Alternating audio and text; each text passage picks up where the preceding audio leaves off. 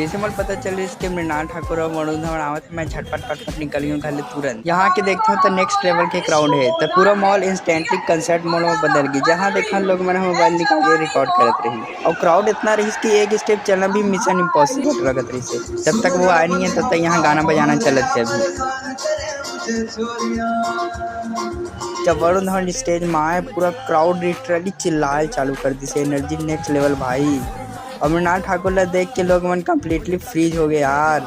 Honestly real life में दोनों जन आओ ज्यादा स्टाइलिश दिखते, भयंकर।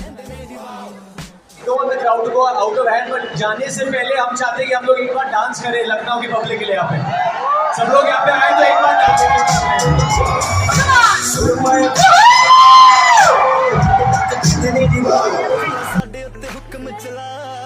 मैं घलो भीड़ के बीच में समहाउ सर्वाइव करत करत ब्लॉग बना डरे।